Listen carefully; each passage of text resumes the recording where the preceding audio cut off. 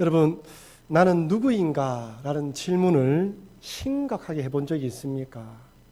우리 청년이나 우리 젊은 사람들 중에는 여전히 나는 누구인가? 라는 질문을 가지고 심각하게 고민하시는 분도 있을 것이고, 우리 어르신들 가운데에서는 이 질문을 이미 답을 얻으시고 이 질문에 따라, 그 답에 따라 열심히 살아가시는 분도 계실 것입니다. 사실 나는 누구인가? 라는 이 질문은 단순하지만 깊은 철학적인 의미가 포함되어 있기 때문에 대답하기가 참 쉽지가 않습니다. 여러분 누구입니까? 여러분, 태양에 비친 나의 그림자는 몇 개입니까? 하나이죠. 많은 조명 아래 있으면 그림자가 몇 개입니까? 그 조명수만큼 나의 그림자가 그려지게 되어 있습니다. 그렇게 생긴 그림자들을 보면 마치 내 안에 또 다른 나 자신의 모습을 보는 것 같습니다. 탐욕과 욕심의 모습, 정욕에 이끌리는 모습, 미움과 질투가 가득한 내면의 모습들이 그 그림자처럼 투영되어 나오는 것처럼 때로는 깜짝 놀랄 때도 있습니다. 여러분, 카멜레온은 색이 변하죠. 주위 환경에 따라서 그 색이 변합니다. 우리 인간도 마찬가지인 것 같습니다. 어제의 우리 모습과 오늘의 우리 모습이 다르고 내일의 우리 모습이 다릅니다. 생각에 따라서 행동하는 모습이 달라서 정말 어떤 모습이 나의 모습인지 헷갈릴 때가 있습니다. 여러분, 정말 어떤 모습이 나의 모습일까요? 어떤 사람은 자신의 모습을 발견하기 위해 저 깊은 산속이나 굴 속에 들어가서 수영하는 사람도 있습니다. 종교에서 그 답을 찾거나 선인들의 지혜서를 읽으면서 답을 구하기도 합니다. 아니, 어떤 사람은 자기 마음속에 있는 이 정욕과 탐욕을 좀 제거하고 벗어버리기 위하여 혼자서 밥을 먹지 않든지 아니면 잠을 자지 않는지 금욕적인 생활을 통하여서 떨쳐버리려고 애를 씁니다. 과연 이런 방법으로 우리의 마음이 다스려질까요? 일시적으로, 순간적으로 어느 한 기간 동안에는 다스려지는 것 같아 보이지만 또 때가 지나면 충동질을 받으면 또 우리 마음속에서 솟구쳐 올라오지 않습니까? 부끄럽고 창피하고 때론 수치스럽기도 하는 것이죠. 혼란스럽습니다. 나는 누구일까? 내가 원하는 대로 살아갈 수 없고 내가 싫어하는 모습대로 살아갈 때가 많은 나의 이 모습. 오늘 본문은 나는 누구인가에 대한 명쾌한 답을 제시해 줍니다. 다른 철학적인 서적이나 다른 종교에서 말하는 나는 누구인가가 아니라 성경에서 말하는 나는 누구인가 오늘 분명히 말씀해 주십니다. 그러니 오늘 이 말씀을 통하여서 나의 정체성을 확인하시고 하나님 안에서 이 의미를 깨달아짐으로 풍성한 은혜를 누리시는 여러분과 제가 되길 주의 이름으로 축원합니다. 오늘 본문을 보면 첫 번째로 과거의 나는 누구인가? 과거의 나는 진노의 자식이었다고 말합니다. 에베소서 2장 2절에서 3절 말씀 같이 읽어볼까요? 그때에 너희는 그 가운데서 행하여 이 세상 풍조를 따르고 공중의 근세 잡은 자를 따랐으니 곧 지금 불순종의 아들들 가운데서 역사하는 영이라. 전에는 우리도 다 그 가운데서 우리 육체의 욕심을 따라 지내며 육체와 마음에 원하는 것을 하여 다른 이들과 같이 본질상 진노의 자녀이었더니. 2절에서는 그때는 이라고 시작하고 3절에서는 전에는 이라고 시작합니다. 그때는, 전에는 공중의 근세 잡은 자의 지배를 받아 육체의 욕심과 마음에 원하는 것을 했던 진노의 자녀라고 말씀하십니다. 이것이 바로 예수님 믿기 전에 우리의 모습이고 예수님 믿지 않는 세상 사람들의 현재의 모습입니다. 아무리 성공하고 많은 부와 높은 명예를 지닌 사람일지라도 심지어 사람들이 보기에 법 없어도 살아갈 사람처럼 보인다 할지라도 사단의 마귀의 지배를 받아 육체의 욕심과 마음이 원하는 대로 하고 살았다면 그 사람의 끝이 무엇이라고요? 멸망이라는 거예요. 어떤 사람들은 그렇게 말합니다. 목사님 말씀대로 이 땅에 살아가는 사람치고 욕심 없는 사람이 없지 않습니까? 다 욕심대로 살아가지 않습니까? 또 자기 마음대로 다 살아가지 않습니까? 예, 맞습니다. 여러분, 모든 사람들이 그 길로 간다고 그 길이 참 길이고 진리의 길은 아닙니다. 성경에서는 이렇게 육체의 욕심과 마음이 원하는 대로 살아가는 삶은 공중의 근세 잡은 자 사단 마귀를 따라가는 삶이라고 분명히 이야기를 하고 그 끝은 진노의 자식이라고 이야기를 하고 있다는 것이죠. 하지만 사람들은 사단 마귀에 속아서 이렇게 사는 것이 진짜 행복하며 참된 만족을 주는 복된 삶인 줄 알고 살아갑니다. 진짜를 가짜를 진짜처럼, 허상을 실상처럼 생각하며 살아가는 것이죠. 여러분, 요즘 또 보이스 피싱하는 전화를 가끔씩 받으시죠? 우리가 생각하기에는 요즘처럼 이렇게 많이 알려졌는데 요즘에도 이런 사기 전화에 넘어가는 사람이 있나라고 생각하시지만 가끔씩 뉴스에 보면 당황한 눈빛으로 은행에 와서 돈을 찾으려고 하다가 은행원의 기지로 인해서 돈을 잃어버리지 않고 사기꾼을 잡는 뉴스들을 종종 듣지 않습니까? 얼마나 거짓말하고 얼마나 조작을 잘하고 얼마나 철저하게 사람을 속이는지 몰라요. 사단 마귀도 마찬가지입니다. 철저하게 사람을 속여서 내 인생은 네 것이기 때문에 내 마음대로 네 하고 싶은 대로 살아가는 것이 복된 인생, 행복한 인생이라고 끊임없이 우리를 부추깁니다. 제가 또 이렇게 말씀드리면 어떤 분은 목사님, 저는 사단 마귀의 다스림을 받지 않습니다. 제 마음대로 살아갑니다 라고 이야기하는 사람이 있을 것입니다. 여러분, 정말 그렇습니까? 여러분들은 여러분 마음대로, 여러분 뜻대로 살아갈 수 있습니까? 아닙니다. 사람들은 정욕과 탐욕과 야망이 한번 발동하면 스스로 조절하지 못합니다. 일상의 삶 가운데서, 그리고 사람들이 쳐다보고 있을 때는 일시적으로 조절하는 것처럼 보이지만 아무도 없을 때, 그리고 인내의 한계를 다다르면, 그것을 넘었으면 통제하지 못하고 폭발하는 것이죠. 아무리 학식이 높고 성공한 지위에 오른 사람일지라도 이성의 문제로 뇌물을 받아서 한순간에 넘어지는 이유가 무엇입니까? 그렇게 하면 안 된다는 걸 모르기 때문입니까? 아닙니다. 알고 있지만은 극복하지 못하는 것이죠. 스스로 통제하지 못하고 한순간에 넘어지는 것입니다. 올해 2월에 미투 운동이 이렇게 전개되면서 연극계의 대부였던 이윤택 씨가 구속되었죠. 1심에서 검찰이 징역 7년을 구형했습니다. 초창기 이렇게 사건이 중심으로 사람들에게 이슈가 되어질 때 인터뷰를 했는데 그가 이렇게 이야기를 했습니다. 잘 들어보십시오. 어떤 때는 나쁜 죄인지 모르고 저질렀고 어떤 때는 더러운 욕망을 억제하지 못했습니다. 이게 인간의 고백입니다. 이것은 이윤택 씨만의 고백이 아니라 이 땅에 살아가는 모든 인생들의 고백이에요. 여러분, 단적인 예로 우리 마음속에 시기와 질투, 미움의 생각이 들 때 한번 보십시오. 통제가 됩니까? 집에 올 때는, 집에서 나올 때는 오늘 그 사람 만나면 절대 시기하지 말아야지, 미워하지 말아야지, 질투하지 말아야지 결단하고 결심합니다. 하지만 딱 보는 순간 와라락 무너지는 것이죠. 나도 모르게 감정이 북받쳐 오르고 얼굴을 돌리는 것이 우리 인생입니다. 사울왕을 한번 보십시오. 질투의 화신이 되어 다윗을 죽이기 위해 갖은 방법을 동원합니다. 그런데 다윗은 자기를 죽이려 오는 사울왕을 몇 번이나 살려줍니까? 2번이나 살려줍니다. 한 번은 사울이 용변을 보러 굴 속에 들어왔을 때 죽이지 않고 옷자락만 자르죠.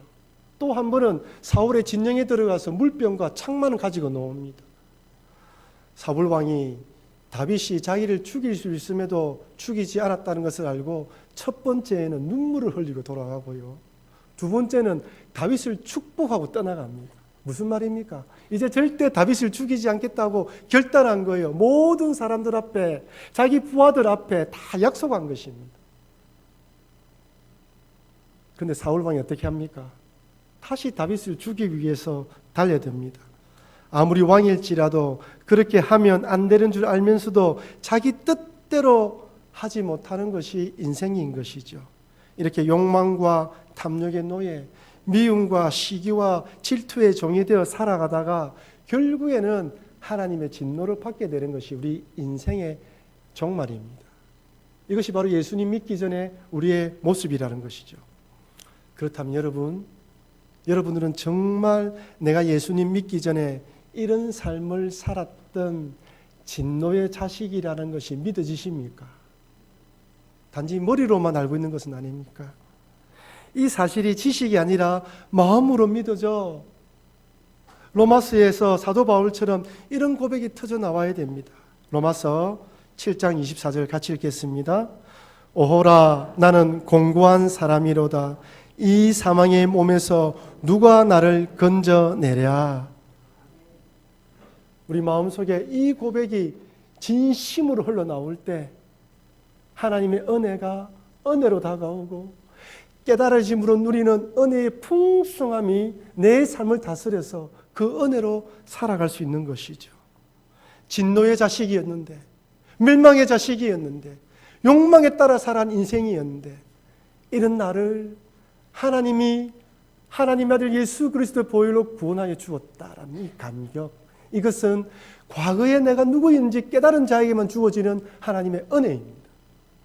여러분들 가운데에 내가 과거의 진노의 자식이었음을 깨닫지 못한 분이 있다면 하나님 이것이 더 깊이 깨닫게 해달라고, 깨달아지게 해달라고 기도하시기를 바랍니다.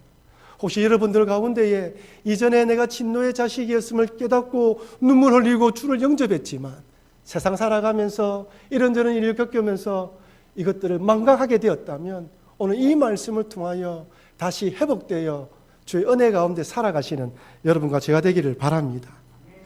두 번째로, 현재의 나는 어떤 사람일까요? 과거의 진노의 자식이었다면 현재는 하나님의 자녀입니다. 에베소서 2장 4절 5절 말씀 같이 읽어보겠습니다. 긍휼이 풍성하신 하나님이 우리를 사랑하신 그 큰 사랑을 인하여 허물로 죽은 우리를 그리스도와 함께 살리셨고 너희는 은혜로 구원을 받은 것이라. 계속 읽을까요? 그 기쁘신 뜻대로 우리를 예정하사 예수 그리스도로 말미암아 자기의 아들들이 되게 하셨으니 아멘. 이제 더 이상 진노의 자식이 아니라 하나님의 자녀로 신분이 바뀌었습니다. 여러분, 이렇게 우리 마음속에 하나님의 자녀라는 믿음의 확신이 생기면 사단 마귀가 유혹해 올 때 그 유혹과 맞서 싸울 수 있는 담대함이 생깁니다. 다른 사람과 비교하여 열등감에 빠지지 않고 우월감으로 교만해지지도 않습니다. 주어진 상황과 환경 가운데서도 자족하며 만족하며 하나님의 자녀로서 당당하게 살아갈 수 있는 것입니다. 이것이 바로 하나님 자녀들에게 주어진 은혜이고 축복인 것이죠. 그렇다면 하나님의 자녀가 되었다는 것에는 어떤 복이 주어질까요? 너무나 잘 아는 복입니다. 첫째는 하나님께서 나의 아버지가 되는 복입니다. 한번 따라할까요? 하나님은 나의 아버지이십니다. 예배 때마다 사도신경으로 신앙을 고백하죠. 첫 번째 고백이 무엇입니까? 전능하사 천지를 만드신 하나님 아버지를 내가 믿사옵니다. 우리 하나님 어떤 분이에요? 천지를 창조하신 분이에요. 그분이 어떻다고요? 나의 아버지입니다. 주기도문에서는 예수님께서 이렇게 가르칩니다. 하늘에 계신 우리 아버지여. 우리의 신앙 고백에서도 아버지라 부르고 우리 예수님도 아버지라고 부르라고 가르치십니다. 진노의 자식이었을 때는 하나님은 무서운 하나님, 심판의 하나님이었지만 구원받은 자녀이기 때문에 이젠 하나님을 아버지라 부르며 기도할 수 있습니다. 여러분, 우리 하늘에 계신 아버지는 육적인 아버지와 다릅니다. 우리 육적 아버지는 나의 마음을 모를 때도 있고 유한하시고 나의 필요를 채워주지 못할 때도 있습니다.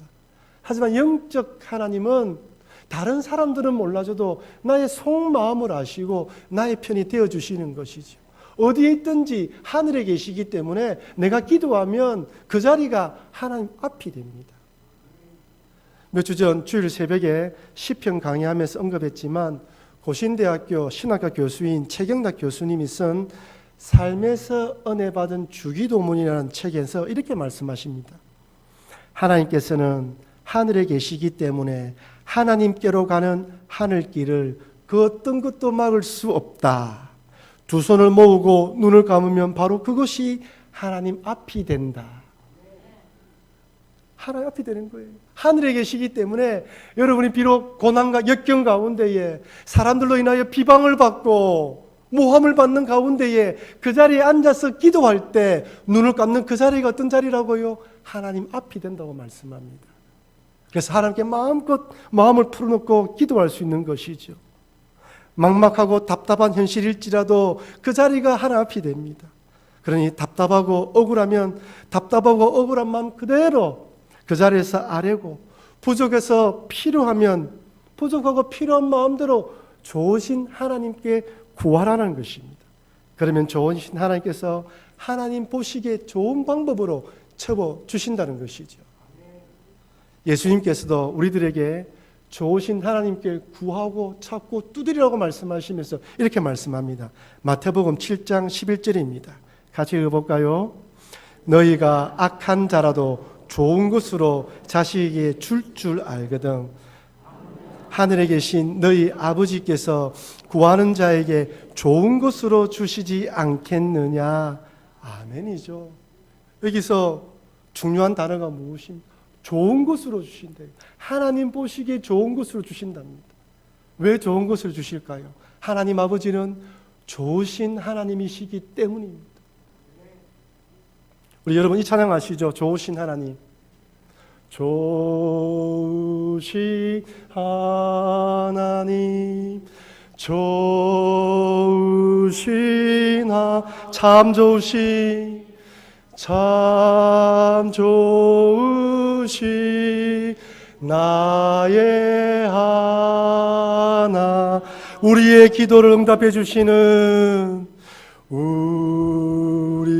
우리의 기도를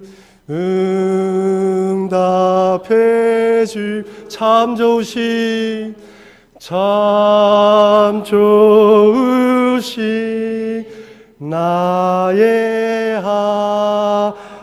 한없는 축복을 한없는 축복을 우리에게 주시는 참 좋으신 나 우리 1절만 한 번 더 할까요? 좋으신 하나님, 좋으신 하나님,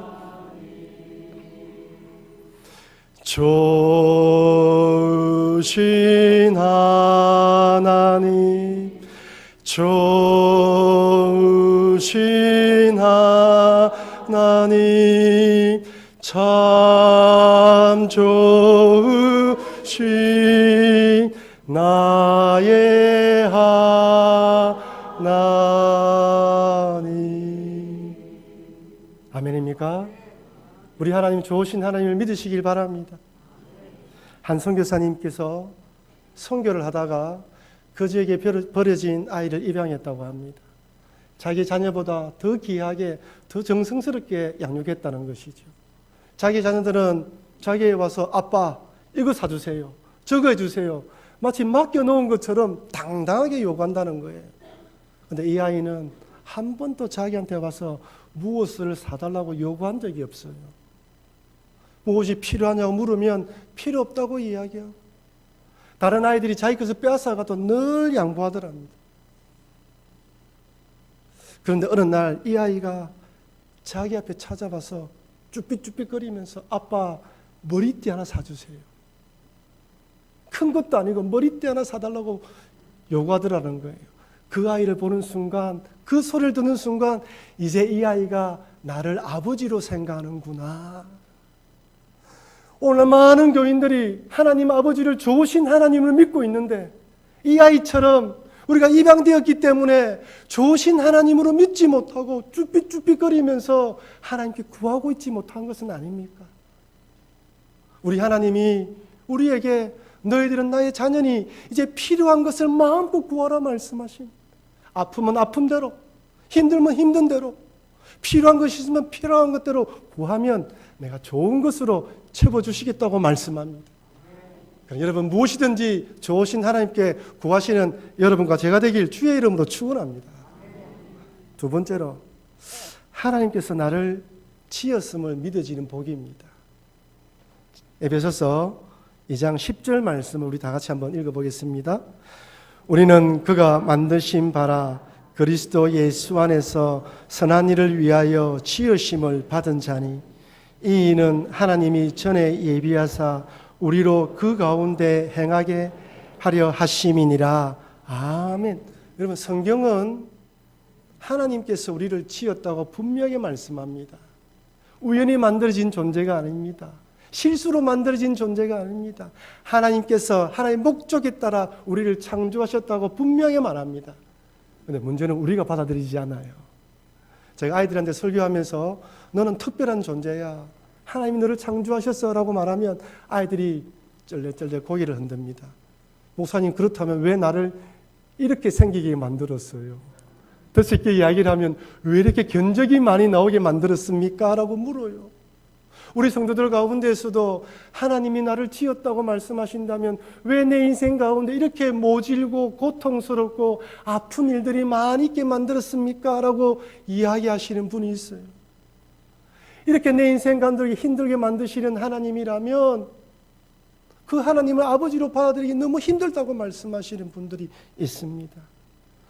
우리들 가운데에는 출생의 비밀과 남들에게 말하고 싶지 않는, 말할 수 없는 혼자만의 아픔을 가지고 평생의 마음을 지고 짐을 지고 가시는 분도 있어요. 그러니 어떻게 하나님께서 나를 지었다라는 이 말을 받아들이겠습니까? 받아들일 수 없는 것이죠. 한 목사님께서 미국으로 유학을 가셨는데 유학 도중 무슨 일인지 모르지만 이혼을 하게 되었어요. 30대 초반에 일어난 일이었습니다. 목사가 이혼을 하게 되었으니 어떻게 목회를 할 수 있겠습니까? 신학교 공부는 다 마쳐가고 어떻게 해야 할지 기도하는 가운데에 자기하고 친하게 지냈던 외국인 학생하고 만나서 식사를 하면서 자신의 고민을 진지하게 털어놨다고 합니다. 이 이야기를 들은 이 친구가 냅킨을 하나 딱 들더만은 식탁에 딱 펼쳐놓고 자기 호주머니에서 만년필을 꺼내어서 잉크를 뚝뚝뚝뚝 떨어뜨리더라 합니다. 그리고 난 뒤에 떨어뜨린 잉크 자국들에다가 자기 만년필로 선을 쫙 연결시키면서 펼쳐 보이면서 하나님께서는 우리 인생에 아프고 힘든 자국들을 이렇게 은혜의 선으로 연결시켜서 아름다운 그림을 그려간다라고 조언을 해주더라고 합니다. 여러분, 틀린 말이 아니지 않습니까? 이 땅에 살아가다 보면 아픔과 상처의 흔적, 배신과 고난당함의 자국, 실패와 실수, 잘못으로 인한 움푹 파인 자국들이 우리의 마음의 상처로 남아서 힘들게 만듭니다. 하지만 하나님께서는 이렇게 생긴 흉터와 자국들마다 은혜로 아름답게 연결시켜서 사람들이 생각지도 못한 아름다운 인생을 걸어가는 것입니다. 그 당시는 받아들일 수 없고 그때는 이해하지 못하지만 그럼에도 하나님께서는 연결시켜서 아름다운 그림을 그려가고 있는 것입니다. 이것은 여러분 각자뿐만 아니라 우리 교회도 마찬가지입니다. 교회 안에 있는 많은 일들 가운데서도 힘들고 아픈 일이 있지만 그럼에도 불구하고 하나님께서는 은혜의 선을 연결시켜서 하나님 뜻하신 교회로, 하나님 뜻하신 인생으로 만들어 가시는 것입니다. 사랑하는 성도 여러분, 우리들은 이전에는 육체의 욕심과 마음이 원하는 대로 살았던 진노의 자식이었습니다. 사단마귀의 거짓말에 속아 넘어가 이렇게 사는 것이 복된 인생인 줄 알고 허비하며 살았습니다. 이런 우리들을 예수 그리스도의 보혈로 구원해 주시고 하나님의 자녀로 삼아 주셨습니다. 이것이 깨달아지도록 기도하시고 이것을 잊어버리지 않도록 기도하시고 이것이 마음판에 새겨지도록 기도하셔서 이 믿음으로 살아가시기를 바랍니다. 그럴 때 좋으신 하나님을 아버지라 부르며 기도할 수 있고 내 모든 아픔과 상처까지도 연결하여 아름다운 인생의 그림을 걸어가실 것을 기대하게 됩니다. 그러니 하나님 안에서 내가 누구이며 어떤 사람인지 깨달아 남은 생애 동안 풍성한 은혜로 살아가시는 여러분과 제가 되길 주의 이름으로 축원합니다.